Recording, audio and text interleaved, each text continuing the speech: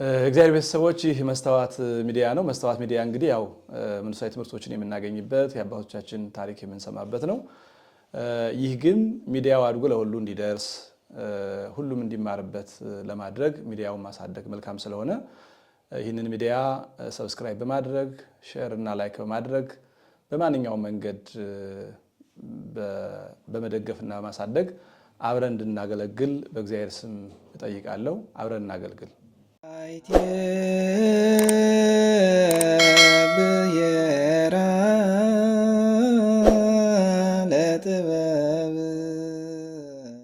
በስመ አብ ወወልድ ወመንፈስ ቅዱስ አሐዱ አምላክ አሜን። የልዑል እግዚአብሔር ሰዎች በኃያሉ እግዚአብሔር ስም እንደምንሰነበታችሁ አሜን። በምሕረት በቸርነት የጠበቀን አምላካችን ስሙ የተመሰገነ ይሁን። እንግዲህ ባለፈው ሳምንት የዮሐንስ ወንጌል ማብራሪያ መግቢያውን አይተን ነበር። ዛሬ ደግሞ ያው ክፍል አንድን ቀዳሚው ቃል የሚለውን እንጀምራለን። እግዚአብሔር አምላካችን ከሁላችን ጋር ይሁን። የዮሐንስ ወንጌሉን ሲጀምር በመጀመሪያ ቃል ነበረ ብሎ ነው የሚነሳው። ይሄ ከሌሎቹ ወንጌላውያን በጣም የተለየ ያደርገዋል። ቅዱስ ማቴዎስ ሲጽፍ የአብርሃም ልጅ ማነው የዳዊት ልጅ የአብርሃም ልጅ ብሎ ነው የሚገልጸው። ማርቆስም የጥምቀቱን ነገር ነው የሚናገረው። ሉቃስም የብስራቱን የእመቤታችን ነገር ነው የሚናገረው። ቅዱስ ዮሐንስ ግን በመጀመሪያ ቃል ነበረ ብሎ ነው የሚነሳው። ይሄ በጣም ጥልቅና ሰማያዊ ቃል ነው። ብዙዎቹ መተርጉማን ይህንን እጅግ አድንቀውታል። እነ ቅዱስ ዮሐንስ አፈወርቅ፣ እነ ቅዱስ ቄርሎስ ይህንን በጣም አድንቀው ነው የጻፉለት። ምክንያቱም ይሄ መጀመሪያ የሚለው ተራ መጀመሪያ አይደለም። ቃል የሚለውም ተራ ቃል አይደለም። ነበረ የሚለውም እኛ እንደለመድነው አይነት ነበረ አይደለም። ስለዚህ እነዚህን መጀመሪያ ማየት ይኖርብናል። እንደውም የበለጠ የግዕዙ ቀዳሚሁ ቃል ውእቱ የሚለው መጀመሪያ ቃል ነበረ ከሚለው ለየት ይላል። ቀዳሚሁ ቃል ውእቱ የሚለው ያ ቃል ቀዳማዊ ነው ወደሚል የሚያመዝን ነው። ቀዳማዊ ነው ወደሚል የሚያመዝን ነው እና እንዳለ የአማርኛውን መጽሐፍ ቅዱስ የወሰድነው እንደሆነ በመጀመሪያ ቃል ነበረ። አሁን መጀመሪያ የሚለው እንግዲህ ቅድመ ዓለም የነበረው ነገር መጀመሪያ የለውም። መጀመሪያ የሚባለው ዓለም መፈጠር የተጀመረበት ነው። ግን ስለ ሰማይና ምድር ሲናገር እግዚአብሔር በመጀመሪያ ሰማይና ምድርን ፈጠረ። ይሄ እንግዲህ መነሻ ነው። የዓለም መጀመሪያ ነው። እነሱም በመፈጠር መጡ። ቃልን ግን በመጀመሪያ ኖረ አይለውም። በመጀመሪያ ነበረ። ዓለም ሲፈጠር ቃል ነበረ። ጥንት ነበረ የሚባለው ያኔ ህልውናውን የጀመረ አይደለም፣ ቀድሞ የነበረ ነው እና ዓለም በሚፈጠርበት ጊዜ ቃል ከዓለም በፊት ነበረ። እንግዲህ ያው በቅደም ተከተላዊ ጊዜ የሚባል በዚህ ምድር እኛ የምንጠቀምበት ጊዜ እና ዘላለማዊ ጊዜ የሚባል አለ በእግዚአብሔር የሚገለጸው እና ይሄ መጀመሪያና ነበረ የሚሉ የጊዜ አመልካቾች በዚህ ምድር ላይ እኛ ከምንጠቀምባቸው የተለዩ ናቸው። በመጀመሪያ የሚለው ዓለም ከመፈጠሩ በፊት ማለት ነው። ዓለም ከመፈጠሩ በፊት ያለው ጊዜ በፀሐይ መውጣትና መግባት፣ በብርሃናት መመላለስ፣ በማያት መፍሰስ፣ በክረምትና በበጋ በወቅት የሚሰላ አይደለም። እነዚህ አሁን የጠቀስኳቸው ፍጥረታት በሙሉ አልነበሩም። ዓለሙም ዓለመ ሥላሴ ነው። መነሻ የለውም። መነሻው አይታወቅም። ወደፊትም መጨረሻው እንደማይታወቅ እና ይሄ እንግዲህ አነ ውእቱ አልፋ ወኦ መጀመሪያው መጨረሻው እኔ ነኝ፣ አልፋና ኦሜጋ እኔ ነኝ ብሎ በራዕየ ዮሐንስ የገለጸውን አብልጦ የሚያብራራ ነው እና በመጀመሪያ ቃል ነበረ ብሎ ነው ዮሐንስ ወንጌላዊ የተነሳው። አሁን ባለፈው ሳምንት እንዳነሳ ነው የዚህ ወንጌል የመጀመሪያ ተደራሾች ኦዲያንሶች የኤፌሶንና የዛ አካባቢ ሰዎች ናቸው። በፍልስፍናችን መጥቀናል አውቀናል የሚሉ ሰዎች ናቸው እና እነሱ የሚመራመሩት በዚህ ዓለም ላይ ነው። በንግግር ቋንቋ፣ ፍልስፍና፣ ሕግ ነው ሙያቸው። የሚያመልኳቸው ግን መጀመሪያቸው የሚታወቅ መቼ እንደተነሱ መቼ እንደተጠራው የሚታወቁ ጣዖታትን ነው። መጀመሪያ ያላቸው ነገሮች ናቸውና ስለዚህ እሱ የሚያመልከው አምላክ ከሁሉም ነገር በፊት የነበረ መሆኑን ለመግለጽ ቀዳሚው ቃል ውእቱ መጀመሪያ የነበረው ቃል ነው ማለት። መጀመሪያ የነበረው ሰማይ ምድር ሳይኖሩ ቅዱስ ዲዮስቆሮስ ሐመልማላት ሳይበቅሉ ተራሮች ሳይዘረጉ ብሎ እንደገለጸው ምንም ነገር ሳይኖር መጀመሪያ የነበረው ቃል ነው። ቃል መጀመሪያ ነበር ብሎ መጀመሪያ የሚለው ቅድመ ዓለም የነበረውን አዝማነ ሥላሴ ነው። ነበረ የሚለው ደግሞ የኖረ ነገር ነበረ የሚባለው ያለፈ ነገር ነው። ግሱ ያለፈ ነገርን የሚያመለክት ነው። ስለዚህ ይሄ ነበረ የማይቆጠር ዘመን ነው። አሁን እኛ እዚህ ቦታ እንዲህ የሚባል ነበረ፣ እዚህ ቦታ እንትን ነበረ፣ እዚህ ቦታ አንድ ሰው ነበር ስንል መጀመሪያም አለው መጨረሻም አለው።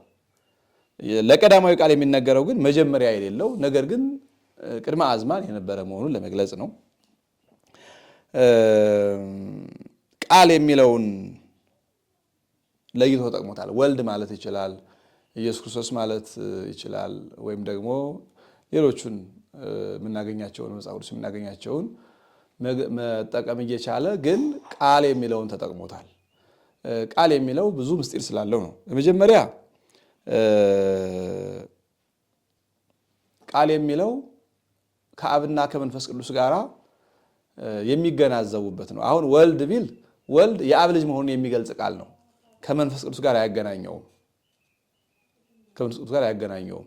ቃል የሚለው ግን ከመንፈስ ቅዱስም ከአብም ጋር ያገናኘዋል። ምክንያቱም ወልድኒ ቃሎሙ ለአብ ወለመንፈስ ቅዱስ ይላል። ወልድ የአብም የመንፈስ ቅዱስም ቃላቸው ነው ይላል እና የሶስቱን ህልውና በሚገልጽ ወይም ሶስቱ አንድ በሚሆኑበት ሶስቱ በሚያገናኝ ቃል ነው የተጠቀመው። ቃል የሚለው ቃል ነበረ ሲል ሶስቱ በሚገናኙበት ነው። በሌላ አገላለጽ ቅድምናቸውን ይገልጻል። አሁን ልብ፣ ቃል፣ እስትንፋስ በአንድ ላይ ይኖራሉ። ልብና እስትንፋስ ያለ ቃል የሚኖርበት ጊዜ የለም። ያው ቃል በአንደበት ሲሰማ ነው የምናውቀው እንጂ ህልውናው ግን አብሮ ከልብ ከእስትንፋስ ጋር ነዋሪ ነው። አይለያዩም። አንዱ ያለ አንዱ አይሆንም። ስለዚህ ቀዳማዊነቱን የሚገልጸው ቃል የሚለው ነው።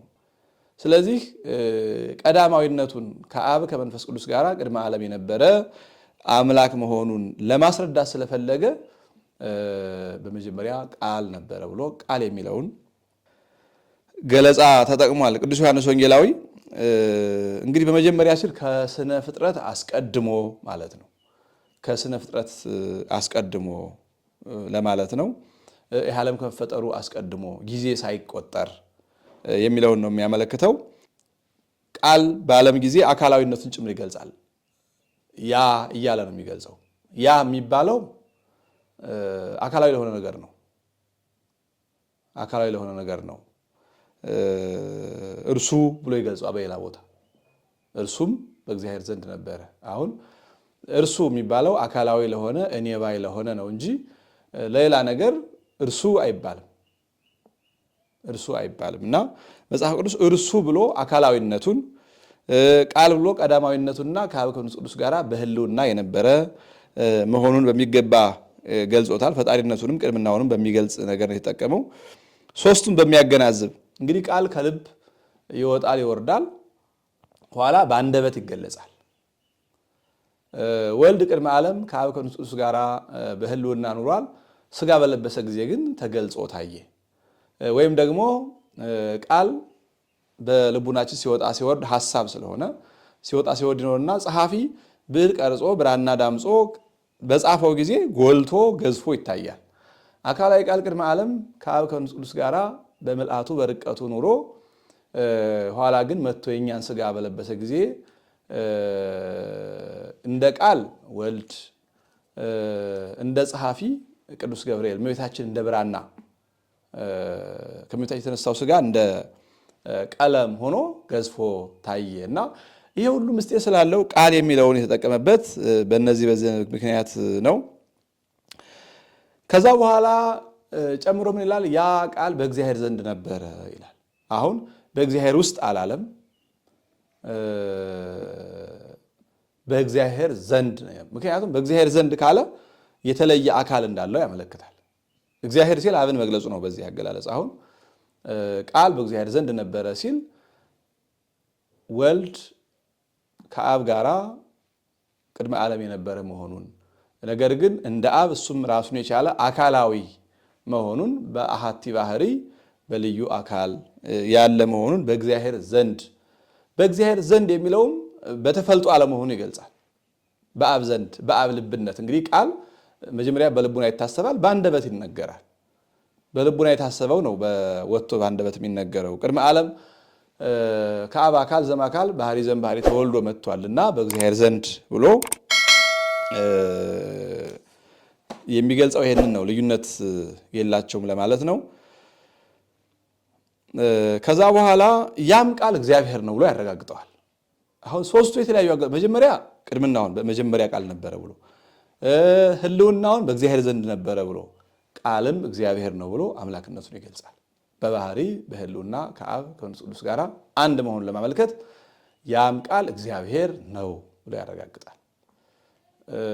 አሁን ብዙዎች የክርስቶስን አምላክነት የማይቀበሉ ሰዎች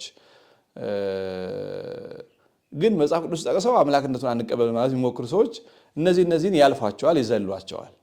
ወንጌል ግን በመጀመሪያ መኖሩን በእግዚአብሔር ህልውና በአብ ህልውና መኖሩን ከዛ በኋላ ደግሞ ራሱ እግዚአብሔር መሆኑን ያም ቃል እግዚአብሔር ነው ብሎ ያረጋግጣል። ከዚያ በኋላ ይህም ቃል በመጀመሪያው በእግዚአብሔር ዘንድ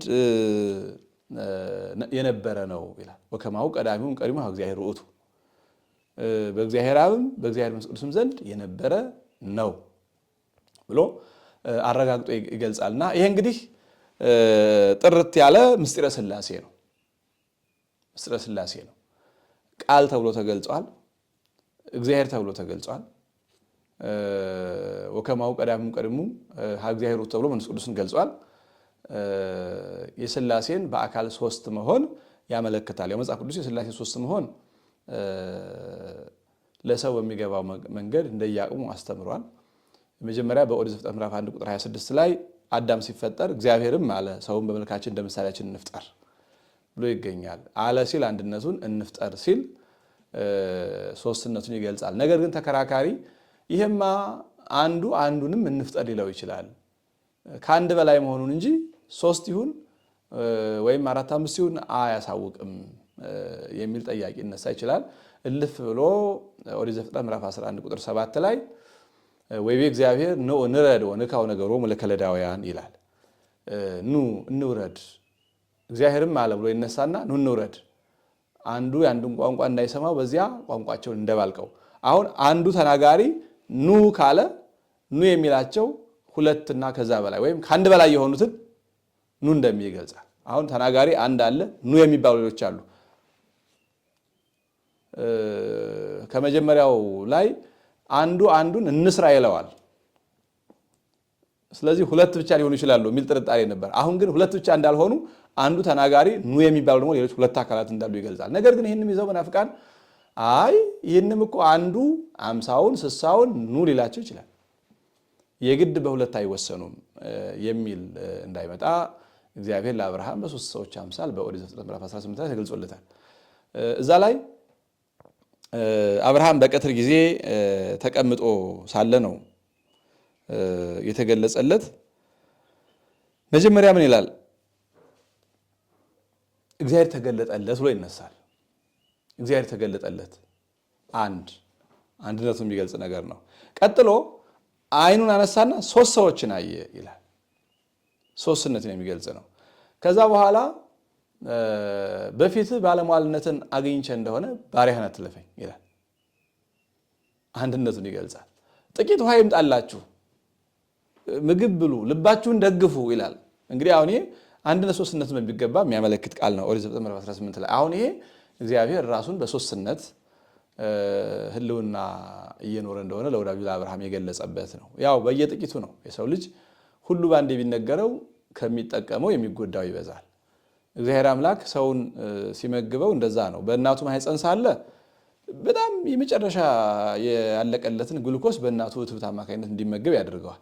ከማህፀን ከወጣ በኋላ ግን ከዚያ ሻል ያለ ወተት ይጠጣል። ወተት ትንሽ ፕሮሰስ ይፈልጋል፣ ከግሉኮስ በተሻለ መንገድ ፕሮሰስ ይፈልጋል። ስለዚህ ቢያንስ አንጀቱ ወተትን ፕሮሰስ ማድረግ ይችላል። የዛ ልጅ ከፍ እያለ ሴት ደግሞ እህል ጠንካራ ነገር መመገብ ይጀምራል ማለት ነው፣ ጥርስ ሲያወጣ።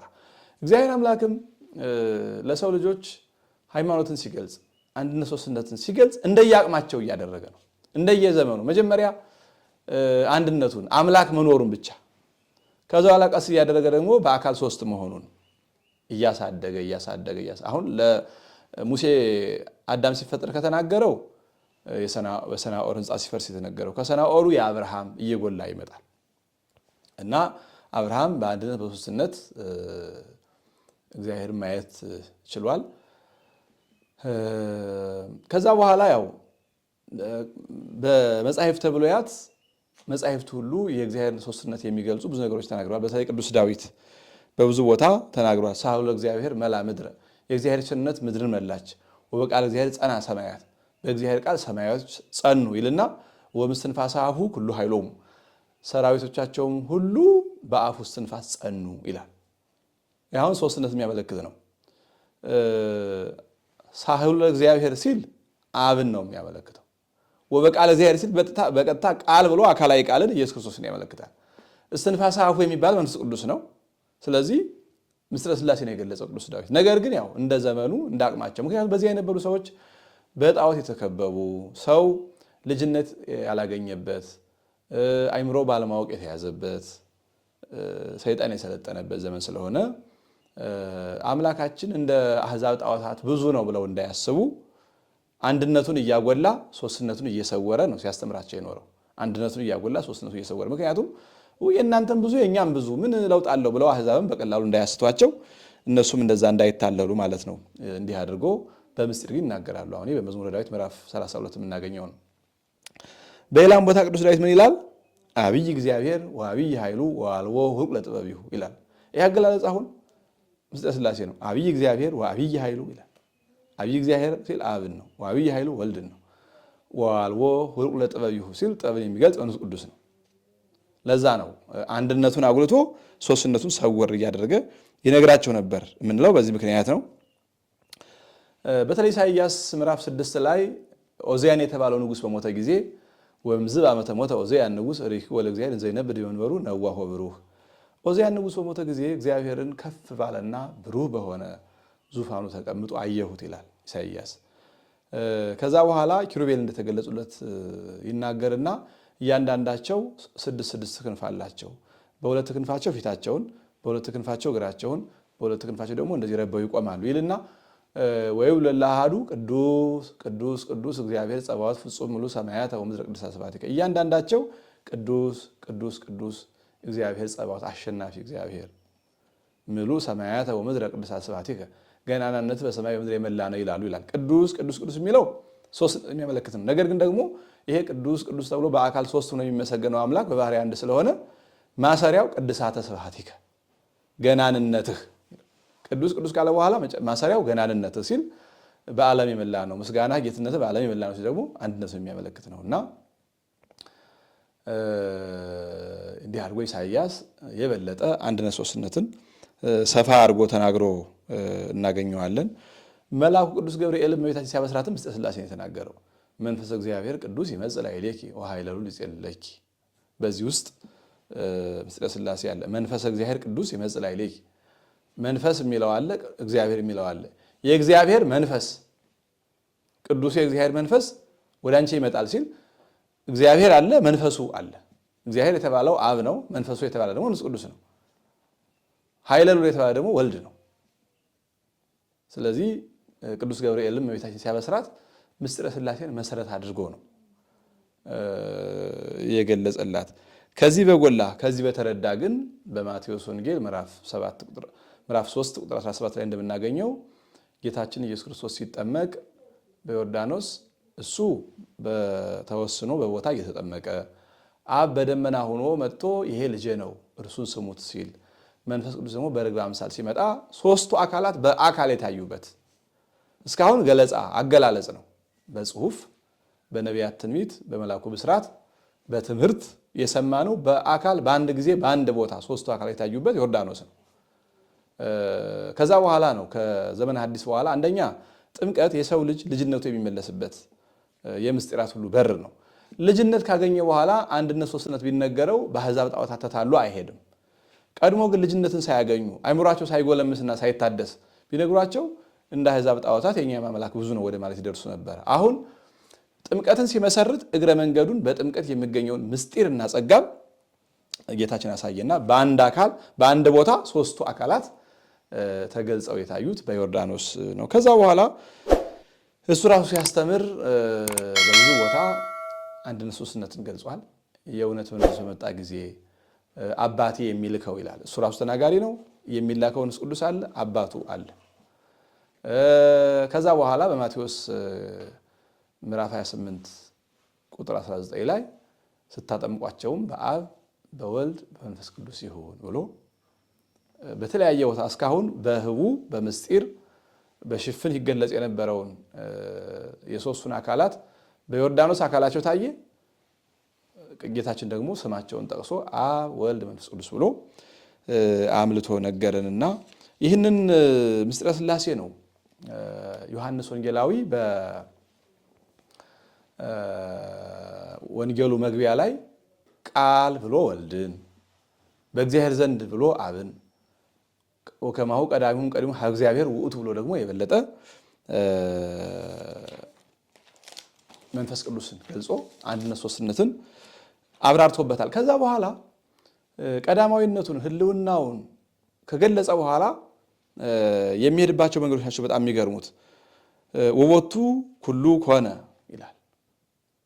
ያ ቃል ፈጣሪ መሆኑን ያ ቃል ዓለምን ያስገኘ መሆኑን ሲገልጽ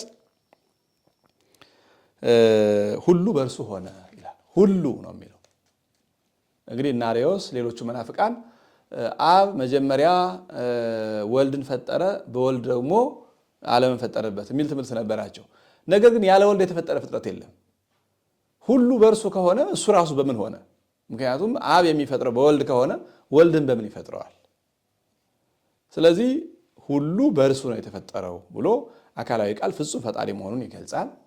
ሁሉ ብሎ ደግሞ ያው ኦሪት እዛ ሙሴ ቅዱስ ዮሐንስ አፈወርቅ ሙሴ ግዙፋኑን ነበር የነገረን ይላል። ሰማይና ምድር ብርሃናት የሚታዩት እንስሳት፣ አራዊት፣ ዕፀው፣ አይባን እንደዚህ ነበር የነገረን። ሙሴ ማነው ዮሐንስ ወንጌላዊ ግን መላእክትንም መናፍስትን በሙሉ ሲገልጽ ሁሉ ብሎ ግዙፉ ብቻ ሳይሆን ረቂቃኑ ፍጥረታት በሙሉ በእሱ የተፈጠሩ እንደሆኑ ሁሉ በእርሱ ሆነ ብሎ ፈጣሪነቱን እግዚአብሔር ነው ብሎ አምላክነቱን ሁሉ በእርሱ ሆነ ብሎ ፈጣሪነቱን ከሆነውም ያለ እርሱ የሆነ ምንም ነገር የለም ይላል። አሁን ከሆነው ማለት ከተፈጠረው ፍጥረት ያለ እርሱ የተፈጠረ ምንም ፍጥረት የለም ማለት ነው። አሁን አርዮስ ክርስቶስን ክብር ይግባውና ዝቅ ለማድረግ ከሞከሩ ያለ እርሱ የተፈጠረ ፍጥረት የለምና እሱ ራሱን ፈጠረ ወይስ እሱ በምን ተገኘ? መጽሐፍ ያለ እርሱ የተፈጠረ ምንም ፍጥረት የለም፣ ያለ ወልድ ወይም ያለ አካላዊ ቃል የተፈጠረ ምንም ፍጥረት የለም ብሎ ስለሚገልጽ አካላዊ ቃል ፈጣሪ እንጂ ፍጡር አለመሆኑ በሚገባ ይገልጻል። ቃል ብሎም የገለጸው ለዚህ ነው።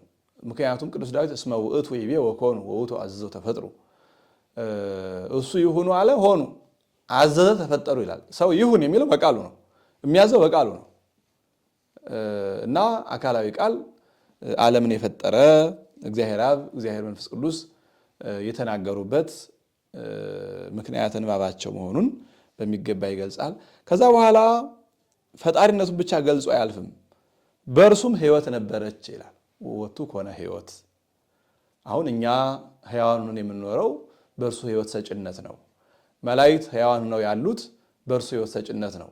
ማያት፣ እንስሳት፣ ዕፀው ሕይወት አግኝተው የሚንቀሳቀሱት በእርሱ ሕይወት ሰጭነት ነው። አንድ ቀን ፈጥሮ የተለየን አይደለም፣ ወይም አንድ ቀን ፈጥሮ የለቀቀን የተወን አይደለም። አሁን ሰው አንድ ነገር ሰርቶ ይሸጠዋል፣ ከዛ በኋላ የት እንደደረሰ አያውቅም። እንደ ምድራዊ ቴክኖሎጂ እንደሚመረት ምርት ወይም ባለሙያ ጠርቦ እንደሚያከናውነው ግብረ እድ እንደዚያ አይደለም የተወን። በቃ ሰርቶ አይደለም የለቀቀን። ሁልጊዜ ሕይወት እየሰጠ ከኛ ጋር ነው የሚኖረው፣ ሕይወት በእርሱ ስለሆነች። እኛ ሕያዋን ነን እንጂ የሕይወት ምንጮች አይደለንም። መላእክት ሕያዋን ናቸው እንጂ የሕይወት ምንጮች አይደለም። መላእክትም ሕይወትነታቸው የሚያገኙት ከእርሱ ነው፣ እኛም ሕይወታችን የምናገኘው ከእርሱ ነው። ምክንያቱም በእርሱ ሕይወት ነበረች ተብሎ ስለተገለጸ ሕይወት ከእርሱ ነው የሚገኘው። ከዛ በኋላ ሕይወትም የሰው ብርሃን ነበረች ይላል። ያ ሕይወት የሰው ልጅ ጽድቅና ኃጢአትን፣ እውነትና ሐሰትን፣ ክፉና በጎን የሚለይበት የተፈጥሮ እውቀቱ ኋላም በየጊዜው በጸጋ የሚገኝ እውቀቱ ነው። አባቶቻችን አይምሮ ጠባይ፣ ሃይማኖተ ኦሪት፣ ሃይማኖተ ወንጌል እንደዚህ ያሉ በተለያየ መንገድ ያብራሩታል። ይሄንን ዝሮ ግን እግዚአብሔርን የምናውቅበት እውቀት ጥበባችን ከሱ የተገኘ ነው እንጂ ከኛ የተገኘ አይደለም። እሱም ፈጥሮ የተወን ሳይሆን ሁልጊዜ እንደ ብርሃን እውቀቱን በእኛ እየሰጠ በአእምሯችን ማወቁን እያሳደረ ሕይወቱን በእኛ ላይ እየሰጠ ሕያዋን አድርጎን ይኖራል። የምንኖረው በእሱ ነው የምንለው ለዚህ ነው። ምክንያቱም የሕይወት ምንጭ እሱ ስለሆነ ማለት ነው። እና መጽሐፍ ሕይወት ብሎ ከዛ ቀጥሎ ብርሃን በጨለማ ያበራል፣ ጨለማም አላሸነፈውም ይላል። አሁን መጀመሪያ ቃል አለው። ከዚያ በኋላ ሁሉ በእርሱ ሆነ ብሎ ፈጣሪ ያደረገው ያን ፈጣሪ ደግሞ ሕይወት ነው አለ። ከዛ ብርሃን ነው አለ። ያ ብርሃን ጨለማ የማያሸንፈው ድንቁርና የማያሸንፈው ክደት ኑፋቄ የማያሸንፈው ሰይጣንና ተከታዮቹ የማያሸንፉት እውነተኛ የዓለም ሕይወት እውነተኛ የዓለም ብርሃን መሆኑን ቅዱስ ዮሐንስ ወንጌላዊ በዚህ መንገድ ገልጾታል። እንግዲህ ይሄ አገላለጽ ነው በዚህ አካባቢ የነበሩ በጥበባቸው በእውቀታቸው የሚመኩ ፈላስፎችን ከአቅማቸው በላይ የሆነባቸው። ምክንያቱም እነሱ እግዚአብሔርን የሚገልጹበት የተለያየ መንገድ ነበረ። እንደውም ቅዱስ ዮሐንስ አፈወርቅ እያደነቀ ይናገራል። እነዚህ አላዋቂዎች ከዛ በፊት እግዚአብሔርን እንዲህ ይሉት ነበረ፣ እንዲህም ይሉት ነበረ፣ የማይገባ ነገር ይናገሩት ነበረ። አሁን ግን ዮሐንስ ወንጌላዊ ትክክለኛውን ነገር ነገራቸው ይላል። እነሱ የነ ፕላቶን የነ አፍላጦንን የነ ፓይታጎራስን ፍልስፍና አንዱን ከአንዱ ቀይጠው ስለ ሰው ልጆች የሚያስቡት የሚናገሩት፣ ስለ ዓለም አፈጣጠር የሚያስቡት የሚናገሩት፣ ስለ እግዚአብሔርም ሕልውና የሚያስቡ የሚናገሩት በዚያ በፈላስፎች አሳሰብ የተመሰረተ እንጂ በእውነተኛው ትምህርት ላይ የተመሰረተ አልነበር። ዮሐንስ ወንጌላዊ ግን እውነተኛውን ፍልስፍና ሀ ብሎ ጀመረላቸው ኤፌሶን ላይ። ከዛ በኋላ ይህንን በክርክር የማያሸንፉት በምክንያት በሎጂክ ድል የማይነሱት ነገር ስለሆነ ያላቸው አማራጭ መስማት ብቻ ነው። ስለዚህ ነው አዋቂዎቹ ፈላስፎቹም ነገስታቱም ጠበብቱም ነጋዴውም ገበሬውም እንደገና ጆሮውን ሰጥቶ ምንድን ነው የሚያስተምረው? እስኪ እንስማው። ይህ እንግዳ ትምህርት ምንድን ነው? ከየት የተገኘ ነው? እያሉ ከነሱ እውቀት በላይ የሆነ ነገር ስላገኙ ጆሮአቸውን ከፍተው ሰምተውታል። ቅዱስ ጳውሎስም አይሁድ ምልክትን ይሻሉ ይላል። እስመ አይሁድኒ ተአምረ ይስአሉ። አይሁድ የሚፈልጉት ምልክት ነው። ብዙ ጊዜ ጌታችን ሲያስተምር ከሰማይ ምልክት አውርደህ ታሳየን እንፈልጋለን፣ ምልክት አድርገህ አሳየን፣ ይህን ስታደርግ ምን ምልክት አለህ ይላሉ። አሁን ታምር እንዲያደርግላቸው ነው። አይሁድ ታምር ፈላጊዎች ናቸው። ወጽርኒ ጥበበ ይስአሉ። ግሪኮች ደግሞ ፍልስፍና ነው የሚፈልጉት። ሰው እንግዲህ የሚያውቀውን ነገር ነው የሚፈልገው። ዋጋውን የማናውቀው ከሆነ ወርቅነቱን ያላወቀ ሰው አያነሳው። ከድንጋይ የተለየ ዋጋ የሚያወጣ መሆኑ ስለምናውቅ ነው። ወርቅ ድንጋይ ነው፣ እንቁም ድንጋይ ነው። ግን ዋጋ የሚያወጣ ተፈላጊ መሆኑ ስለሰማን ቀድመን ነው ብድግ ብናደርገው። ሰውም የሚፈልገው ቀድሞ የሚያውቀውን መረጃ ያለው ነውና ፈላስፎች ወይም ግሪኮች ጥቅም ያለው ነገር ፍልስፍና ነው ብሎ ነው የሚያስቡት። ረጅም ጊዜ ፍልስፍና ጊዜ ስላጠፉበት። ስለዚህ በሄዱበት ሁሉ ምን ፍልስፍና ይኖረዋል? ምን ጥበብ አለው ነው። አይሁድ ደግሞ ምልክት ፈላጊ ከእግዚአብሔር ተአምራት ነው የሚያዩት። ብዙ ተአምር ስላዩ ታምር አድርጎ ከግብፅ ሀገር ስላወጣቸው መና አውርዶ ደመና ጋርዶ ባህር ከፍሎ ጠላት ገድሎ እንዲህ ስለሆነ ሁልጊዜ ሂደታቸው ከተአምራት ጋር ነው። እና አሁን ቅዱስ ዮሐንስ ወንጌላዊ ታምር አይደለም ያደረገው። ምክንያቱም በዚያ ሀገር ያሉት ታምር ፈላጊ አይሁድ ሳይሆኑ በዚያ ሀገር የነበሩት ፍልስፍና ጥበብ ፈላጊ ጽርዓውያንና ፈላስፎች ናቸው። ስለዚህ ለእነዚህ ፈላስፎች ከፍልስፍናቸው ላቅ ያለ ፍልስፍና አሳይቶ ነግሮ ፍልስፍናቸውን በፍልስፍና እውቀታቸውን በእውቀት ማሸነፍ ተገቢ ስለነበረ ዓለም ሳይፈጠር ቃል ነበረ ብሎ ዓለም ሳይፈጠር እነሱ የሚያውቁት ነገር የላቸው። ዓለም ከተፈጠረ በኋላ ስለተፈጠረው ፍጥረት ይናገራሉ እንጂ ዓለም ሳይፈጠር ምን የሚያውቁት ነገር የለም። ማን እንደነበረ አያውቁም። እሱ ግን ዓለም ሳይፈጠር የነበረ አውቃለሁ አላቸው። ወይም እኔ የሚያመልከው አምላክ ዓለም ሳይፈጠር የነበረ ነው። እሱ ደግሞ ዓለምን የፈጠረው ነው። ከሱ ውጭ የተፈጠረ ፍጥረት የለም። እሱ ደግሞ የዓለም ሕይወት ነው። እሱ ደግሞ የዓለም ብርሃን ነው። ጨለማም አያሸንፈውም አላቸው። ይሄ ለእነዚህ ፈላስፎች በጣም አዲስ ነገር ነው። ሰርፕራይዝ ነው። ምንድን ነው ያ ሕይወት ምንድን ነው? ምክንያቱም እነሱ እውቀት ምንድነው፣ ነፍስ ምንድናት፣ ሰው ምንድነው፣ ከየት መጣን፣ አፈር ምንድነው፣ ብርሃን ምንድነው እያሉ ሲመራመሩ የተፈጠረው ፍጥረት ላይ ሲንቀሳቀሱ ይኖራል። አሁን ግን ሕይወትን የሰጠ የሕይወት ምንጭ፣ እውቀትን የሰጠ የእውቀት ምንጭ፣ ዓለምን የፈጠረ የዓለም ምንጭ አለ አላቸው።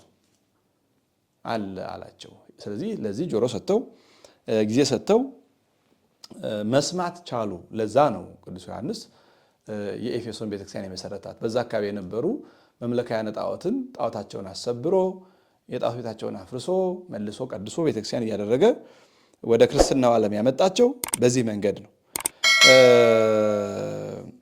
እንግዲህ ህይወት የእግዚአብሔር ህይወትነቱ አንደኛ የተፈጥሮ ህይወታችንን ስጋዊ ህይወታችንን መንቀሳቀስ፣ መናገር፣ መስማት፣ መብላት፣ መጠጣት፣ መኖር፣ መራባት እንድንችል አድርጎ ሰጥቶናል። ይሄ በተፈጥሮ የተሰጠ ነው። ለማንኛውም የተሰጠ ነው። ለሰው፣ ለእንስሳት፣ ለዕፀው ሳይቀር እንደያቅማቸው የተሰጠ ህይወት ነው። ከሌላ ፍጥሮ የተገኘ አይደለም።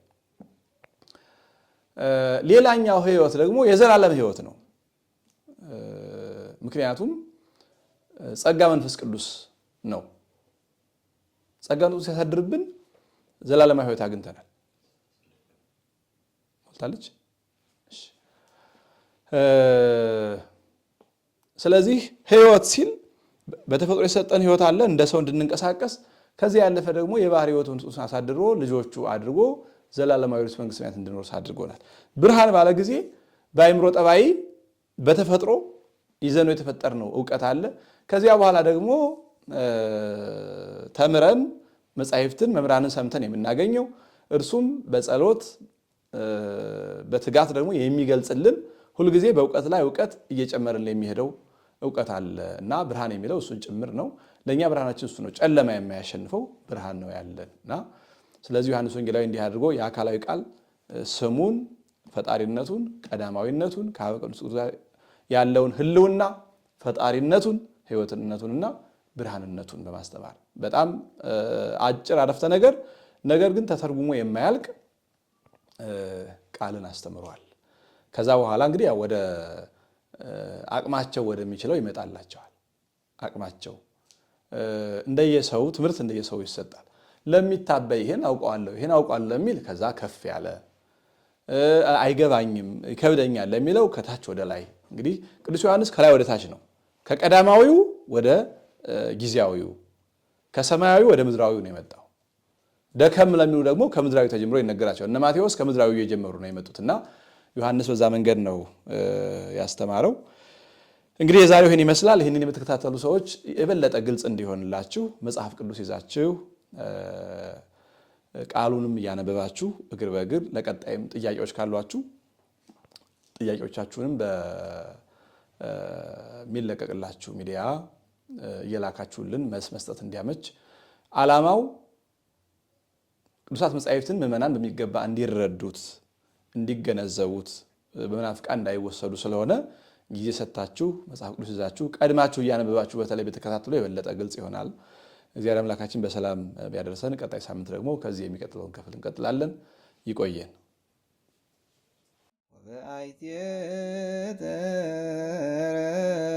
ተረክበ አሰረ